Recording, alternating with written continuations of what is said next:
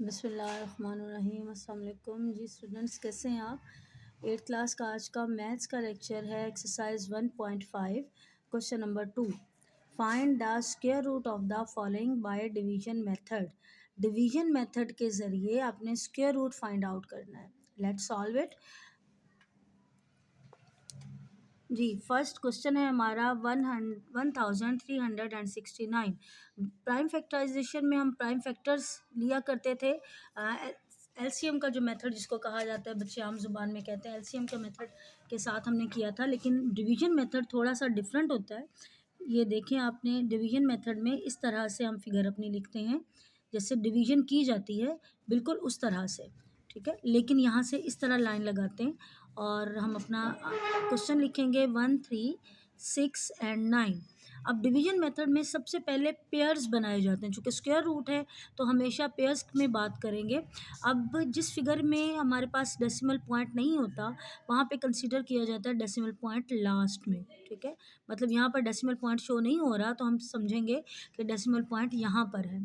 तो decimal point से पहले जो पेयर्स बनाए जाते हैं वो हमेशा राइट टू लेफ़्ट बनाए जाते हैं। मतलब ये दो पेयर्स यहाँ पर हमारे बनेंगे, एक 69 का और एक फर्स्ट पेयर बनेगा 13 का, दूसरा बनेगा 69 का। और डेसिमल पॉइंट के बाद जो पेयर्स बनते हैं वो बनते हैं लेफ़्ट टू राइट। लेकिन चूँकि यहाँ पर डेसिमल पॉइंट नहीं था तो मैंने आपको सिर्फ यही वाले दो पेयर्स बनाए हैं। उम्मीद है आपको ये पॉइंट क्लियर हो गया होगा। अब हम ये करेंगे कि हम हमारा जो फर्स्ट पेयर है हम इसके नीचे कोई ऐसा डिजिट लिखेंगे जिसको हम उसी के साथ मल्टीप्लाई कर सकें। फॉर एग्जांपल, अगर मैं यहाँ पर 2 का डिजिट लूँ तो मुझे 2 से ही मल्टीप्लाई करना पड़ेगा। 2 2 ज़ार 4। अगर 3 का डिजिट लिया जाए तो 3 से ही मल्टीप्लाई करना पड़ेगा, मतलब 3 3 ज़ार 9। अगर 4 का डिजिट लिया जाए तो 4 से ही मल्टीप्लाई करना पड़ेगा, मीन्स 4 4 ज़ार 16।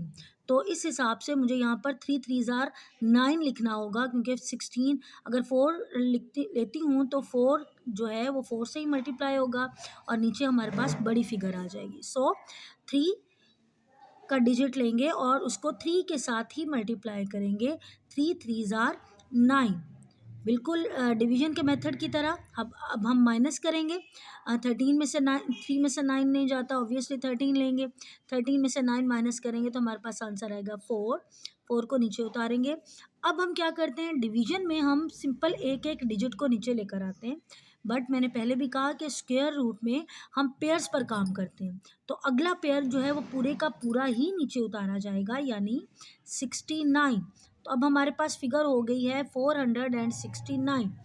अब नेक्स्ट स्टेप हमारा क्या होता है, नेक्स्ट स्टेप में हम जो हमने अपना टेबल लिया था उसको और जो हमारा आंसर आया जहाँ तक हमने मल्टीप्लाई किया था हम उन दोनों को प्लस कर लेते हैं। मतलब 3 + 3 = 6।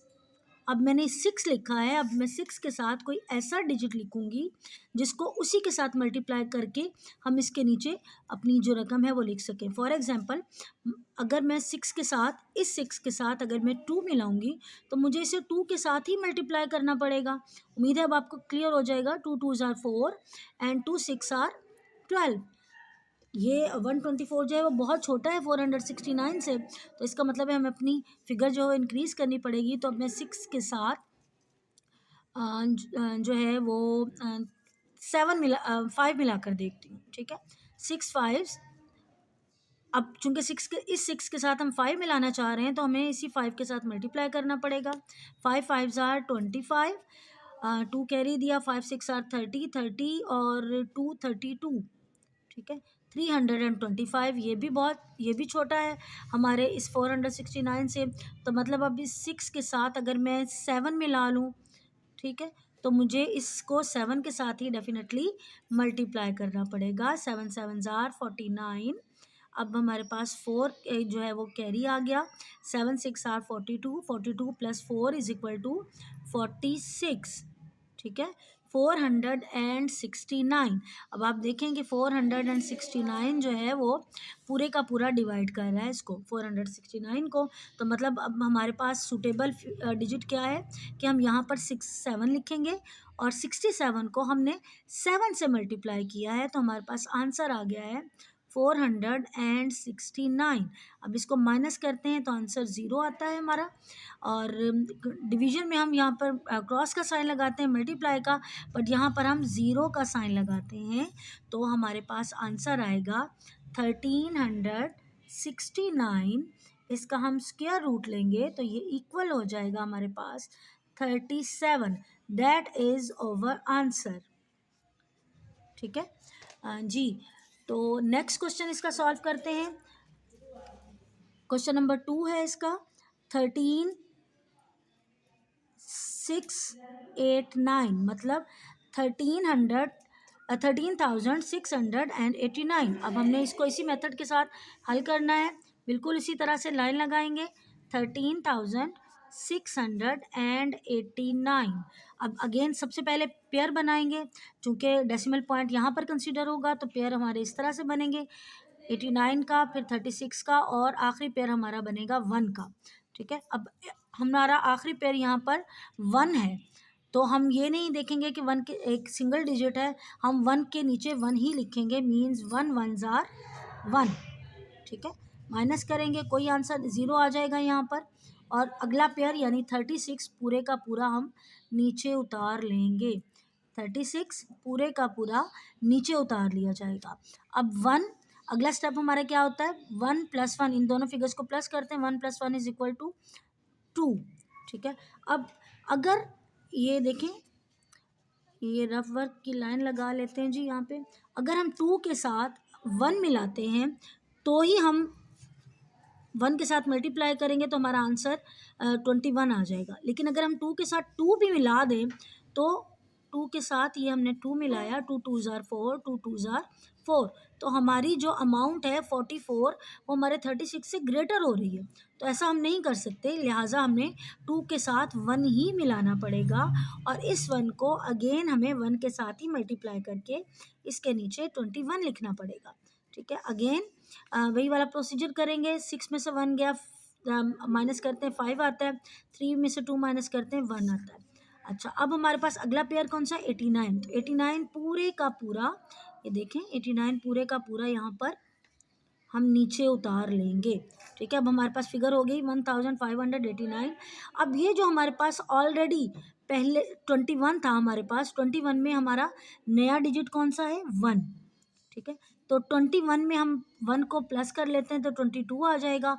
एक और मेथड भी है कि जो हमारा पुराना डिजिट होता है उसको सेम वैसे का वैसा रख लेते हैं हम, और जो हमने नया स्टेप किया होता है उन दोनों को प्लस करके हम यहाँ लिख लेते हैं 1 + 1 इज इक्वल टू 2।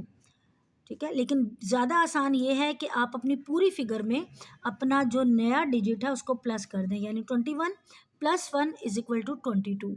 राइट, मैं अगेन बता रही हूँ क्योंकि नया स्टेप है आपके लिए। जो हमारी ये रकम थी 21, हमने किसके साथ मल्टीप्लाई किया था 21 को, 1 के साथ, तो हम अपनी रकम और जिसके साथ मल्टीप्लाई किया था उन दोनों को प्लस कर देंगे, 21 + 1 इज इक्वल टू 22, और यहाँ पर 22 लिख देंगे। अब हमें 22 के साथ कुछ ऐसा डिजिट मिलाना है कि हम उसी के साथ मल्टीप्लाई कर सकें। तो 22 ऑलरेडी आ गया, यहाँ पर मैं देख रही हूँ कि 9 है, तो कोशिश करते हैं कि इसको 3 के साथ मल्टीप्लाई कर लें या 7 के साथ मल्टीप्लाई कर लें। पहले 3 के साथ मल्टीप्लाई करके देखते हैं, क्योंकि 3 3s आर 9 हो जाता है, तो 3 3s are 9, 3 2s are 6, 3 2s are 6, it is more smaller than this one. ठीक है, तो अब हम क्या करेंगे कि अब हम 3 की बजाय हम 7 से मल्टीप्लाई करेंगे। क्यों मल्टीप्लाई करेंगे, बिकॉज 7 7s आर 49, तो वहाँ पर भी हमें 9 मिल जाएगा। तो 222 ये वाला, इसके साथ हम 7 मिलाते हैं और 7 के साथ ही इसको मल्टीप्लाई करते हैं, तो हमारे पास आंसर क्या आता है, 7 7s आर 49, 4 कैरी दिया, 7 2s आर 14, 14 और 4 8, 18, 18 का 8 लगा, 1 कैरी दे दिया, 7 2s are 14, 14 + 1 is equal to 15 जी। तो यहाँ पर हमारे पास 1589 मुकम्मल आ गया है, और यहाँ भी यही फिगर है। इसका मतलब है कि हमें 7 ही इसके साथ लेना होगा। तो यहाँ पर 22 के साथ मैं 7 लगाऊंगी, ये 227 हो जाएगा, और हमने इसको 7 के साथ ही मल्टीप्लाई किया है, तो यहाँ पर भी 7 लिख दूंगी, 1589 डिवीजन के रूल के मुताबिक इसको माइनस करेंगे, हमारा आंसर आएगा 0। सो ये हमारा आंसर यहाँ पर आ गया। मैं इसको यहाँ पर लिख रही हूँ। आप लिखेंगे 13,689। इसका स्क्वायर रूट ले लेंगे और स्क्वायर रूट इसका किसके इक्वल आ रहा है? 117। That is over answer. उम्मीद है आपको सवाल समझ आया होगा। Thank you very much.